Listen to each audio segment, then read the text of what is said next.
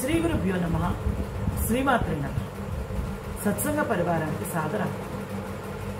ఈరోజు మనం జగద్గురు శ్రీ శ్రీ ఆదిశంకరాచార్య విరచిత సౌందర్య లహరి స్తోత్రంలోని 12వ శ్లోకాన్ని సూక్ష్మంగా తెలుసుకునే ప్రయత్నం చేద్దాం. గం గణపతయే నమః. శ్రీమాత్రే నమః.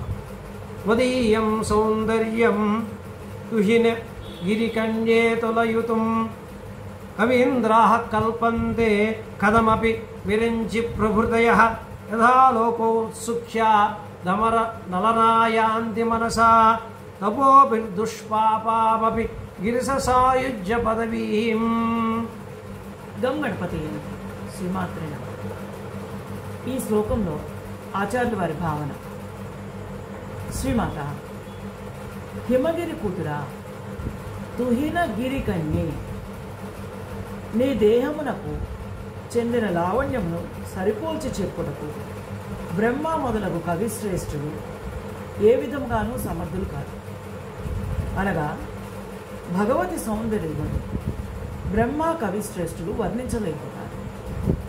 నీ యొక్క సౌందర్యమును చూచుట యందు కుతూహలము వలన దేవతాశ్రేయులు అనగా ఊర్వశి, మేనక మొదలగు వారు నీ చక్కదనమును చూచి విభ్రాంతులై అదే పనిగా ఆత్రముతో చూస్తున్నారు.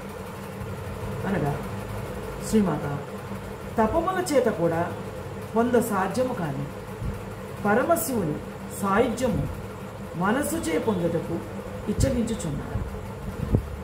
అనగా నీ సౌందర్యము పరమేశ్వరుడు వారికి ఒక్కరికే తెలియదు.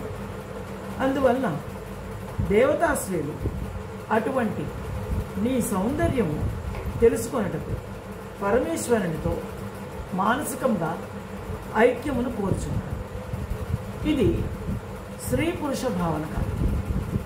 ఈశ్వరి కృప పొందుటకు ఈశ్వరుడిని నిరంతరం మనసుచే ధ్యానించుట అని అందరికీ ఆచార్యులు వారు చెప్పుచున్నారు. శ్రీమాత్రే నమః.